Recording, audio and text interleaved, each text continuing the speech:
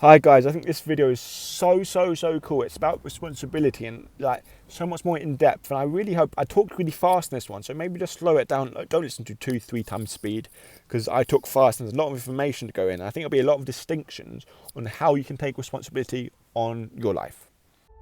So the big question is this: how can dyslexics like us create a place, a community, a tribe where people at any stage of life can come and solve any challenge, amplify their strengths, and ultimately help them become who they were meant to be, or in other words, conquer their dyslexia? That is the question, and this show is the answer.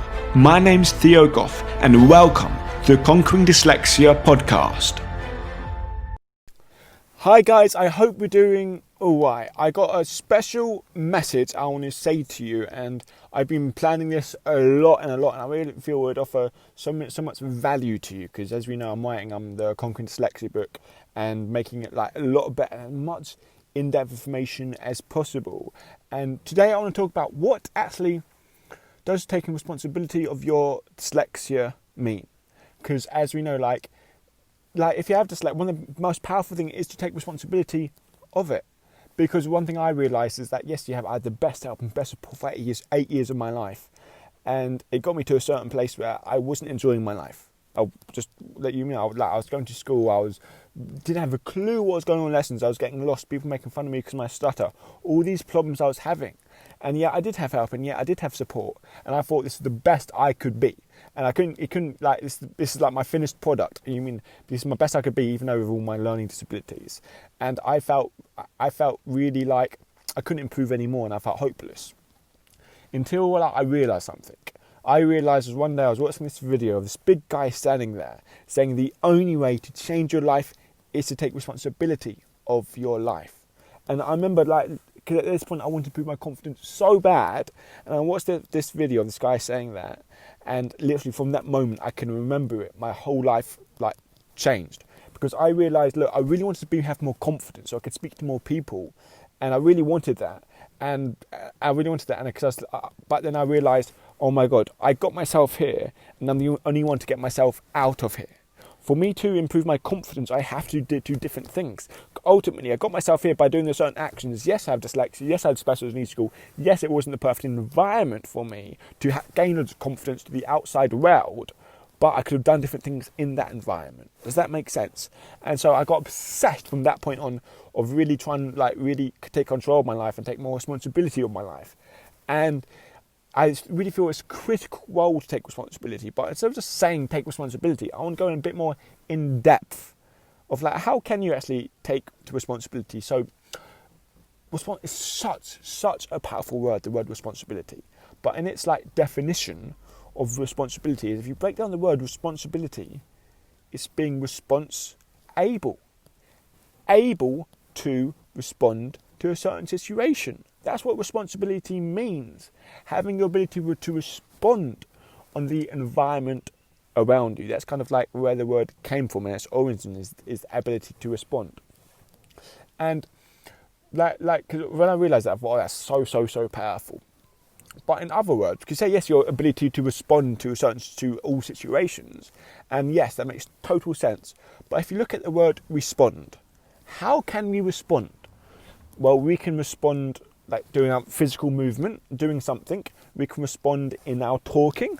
That's a response. I'm going to say these words. We can respond with our gestures, whether we're leaning forward, leaning back, have a smile, a scowl on our face. We can also respond with our thinking, how we're going to think about it. You know what I mean? For example, respond to a certain situation that's happened at work. Oh, let me just take some time to think about it. We can respond by connecting with other people. We can respond by, for example, something happening, and we can respond by what we can focus on. Or we can focus on whether it's good or whether it's bad. We can respond by really deciding what things mean to us. It's one critical importance of responding is responding to what things mean to us. What does this thing mean to me? This has happened. This terrible, horrific thing has happened. But what does it mean to me? Okay, we can say the meaning, and also we can say about one of the most important things, about what are we actually going to do? What decision are we going to make to do right now or in the future? That's so critically important to make a decision. Now, when I say decision, I mean an actual real decision, meaning you make a decision and you follow it up with some action, not making a decision and forget you made it, okay? So that's what responsibility kind of means. It's like being able to respond to a situation, but also you can respond so many different type of ways. And it's not just one-dimensional, it's three-dimensional. There's so many different ways you can actually respond. But another way I can define this to have it make really good sense, or to take responsibility, is to be able to take and have control over everything you can control. What I mean by this is we're human beings, we are so powerful in ourselves, and our resources we have are so limitless we cannot bear to imagine. It's like the game of just trying to reach to your potential, but no one ever gets there, because human potential is so high. And so this is what I'm saying, is being able to respond, for example, take control of everything you have control over. And this comes with the education, because us as humans, we actually are able to respond to, for example, what we focus on, what has happened, what do you think about this, our beliefs. We can have control over our beliefs. We have control over what we focus on. We have control over what things mean to us. We have control over what we're going to do, and we have control over how we feel. We have control over how we interact with other people and the effect on other people. We actually have control of that. We have influence how other people feel. We can, for example, we can make someone feel so bad, can't we, by saying certain things, punch them in the face, that would make them feel hurt. You know what I mean? But we can also make them feel good by saying a compliment, by doing nice things to them. So we are able to not even affect our own life with our beliefs, but also affect other people's lives in a positive or negative way if we choose to. So how I see, I remember my mind got blown away about a year ago. I was reading this book, reading and listening to it at the same time. It was called .com Secrets. It's about a book by Russell Brunson, a really good book about how to influence that sort of people, how to speak and that sort of stuff. Really good. But what he said in it, he said basically one thing to influence people is about responsibility. And he had this little thing about responsibility, and he said responsibility is kind of like power. And it's like a power game, because in politics, people play this power game at the highest level. What I mean by this is when, for example, in politics, people want you to give their power away to this person. Want you to give their responsibility to them, to give your power to them, to trust them, and that's giving your power away to them. And that's the whole game of politics. If someone wants to be elected for president or prime minister, it's about you putting your responsibility into them, you giving them their power, saying, okay, I trust you to do good to this country. And whether a politician wins the game, when more people put their trust and put their power, saying, okay, for example, I'm going to trust you to do this, therefore I want you to be responsible for this, therefore they're going to be in power. Does that make sense? And how I like to think of responsibility is the exact same thing as power. Responsibility and power go hand in hand. If you think someone else is responsible for your learning, you're giving your power away from your learning to someone else. If you think someone else is responsible for your child's learning, you're putting your responsibility away to someone else's. Therefore, you're giving your power away. Therefore, you don't have enough and nearly as much power in that situation. If you think it's the school's obligation to diagnose your child with dyslexia, then you're giving your power away to the school. Therefore, you're taking less power away from yourself. Hope that makes sense, guys. And it's all a power game. If you think it's up to your workout plan to get you fit, if it's up to the gym to get you fit, if you think it's up to this person to help you and do everything for you, you're giving your power away to them, and you're not taking personal power of it. And guess what happens? The blame game happens. If you always give our power away for everyone else and we don't take power back and take control, we start the blame game. So I'm talking about a lot of information here. But there's 4 levels of responsibility. There's 4 levels of taking responsibility. The first level is obviously the weakest, and that's called the blame game. You give your power away to everyone and everything. It's not my fault I lashed out, he did this. A lot of kids do that. It's not my fault I hit him, he annoyed me. It's not my fault I crashed, this person did this. It's not my fault I did this, this person did that. It's not my fault I made a mistake at work. It's not my fault this happened. It's not my fault I failed a test. And that's pointing fingers and saying, okay, you are responsible for this, and giving your power away. And part of the reason why it hasn't gone the way you want is because you're giving the power away. And that's the most easiest option. But what's the easiest option now will end up causing the most pain in the future, because you won't have control to change it. Because I always say you can either live like a really easy life now and then live a hard life later, or live a really hard life now and live an easy life later. I'm not saying it all has to be hard. But so anyway, that's the first kind of like level in responsibility is blame. The second level is responsibility over actions. This is when you are responsible over your physical actions. It's my fault I got up late today to go to work. It's my fault I punched that person. You're responsible over your own physical actions. It's my fault I did this. It's my fault I just moved this. Responsible over your actions, and also responsible over your 100% your mistakes.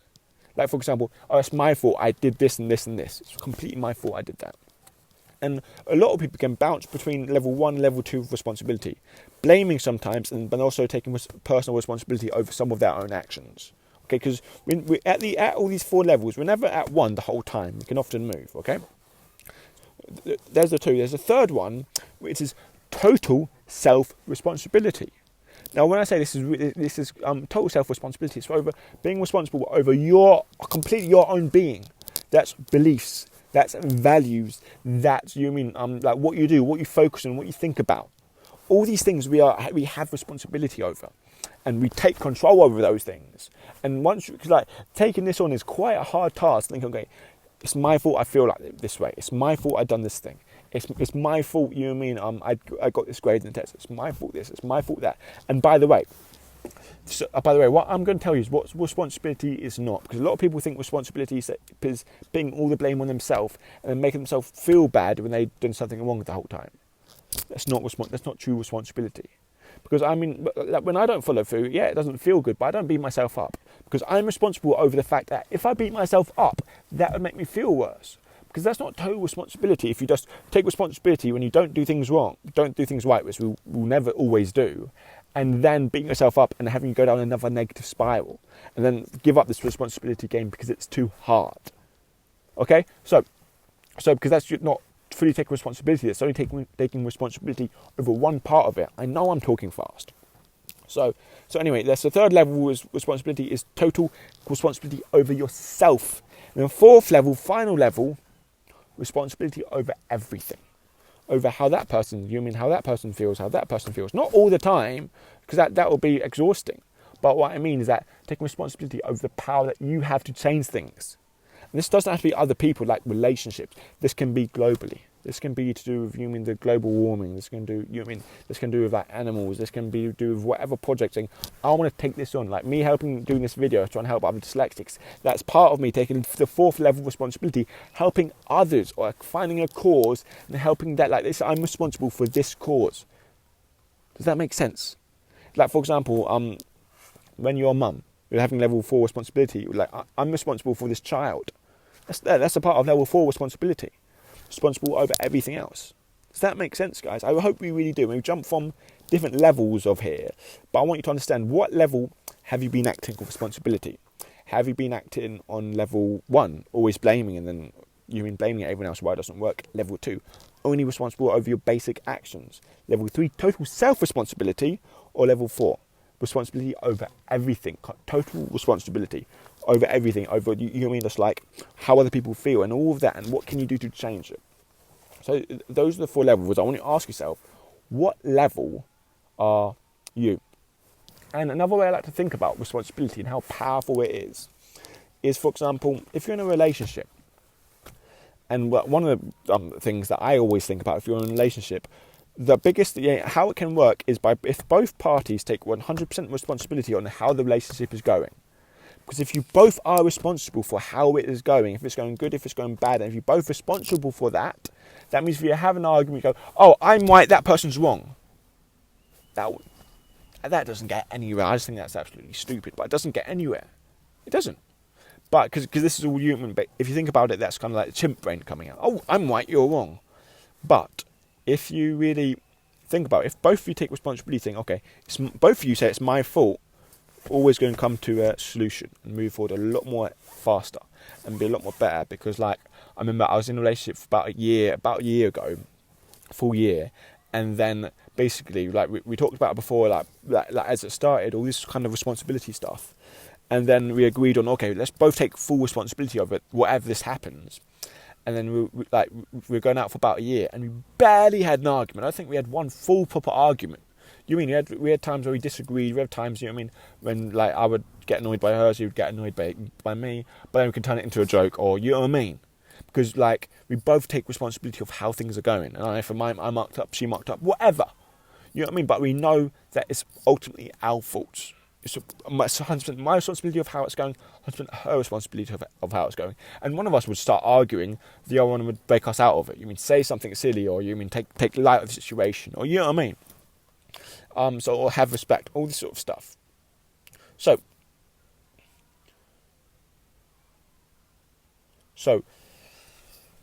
what level are you? What level of responsibility are you at? Like, are you at like out 1, 2, 3, 4? And how have you been acting? Not like what you think you are. How your actions dictate that. How your actions dictate what level of responsibility you have for that. I really wanted us to understand that taking responsibility of where we are in life isn't something motivational. It's something that we have to do consistently. And it has to be like really important for us. Otherwise, if we don't take responsibility, we'll never be fully honest with ourselves. Because responsibility is facts. Facts. Not a delusional, if not responsibility. If you don't take if you aren't responsible for what we can control, which is everything, then we're being irresponsible, and also we're being delusional about, oh, I can't control this. Yes, you can. But also there's two brains, there's a conscious brain and subconscious. Anyway, I'm not going to go into that. That will be on a later thing. But I really want us to understand that the power of taking responsibility and how it can move us forward. Because if you know you're not getting a certain result, you don't blame other people. You realise you can do it, and you move forward to doing it. And yes, it wouldn't feel good, and yes, it may be harder than giving up because of you think it's impossible. But ultimately, at the end of the day, you'll be so much more happier for who you become. Because if you take responsibility and you really realise, okay, this is who I am. Here are my beliefs. Here are my values. Here's how I act. And then you can always hold your head high, knowing you've done the best of what you have, knowing that you are in control of your life, and you'll take it in the direction you want to go. And yes, people get annoyed. Yes, you get things wrong, but that's you. That's human. It's called being human. But as long as you acknowledge that and not blame other people, saying it's my fault I got it wrong. It's fine not to be good enough. It's fine not to be able to learn this thing at this level, or be able to do that, or please everyone. It's fine, and I'm happy with that. Just learn and move on. Alright guys, I hope you enjoyed that, and I'll see you tomorrow. And tomorrow, like I've been planning, and what a little discussion about is like the decisions people make within their dyslexia. And I want to cover that, and I think it'd be so powerful. And I would argue there's ultimately two fundamental decisions that people with dyslexia make that really affect their life more than anything else. See you tomorrow guys, take care, and bye.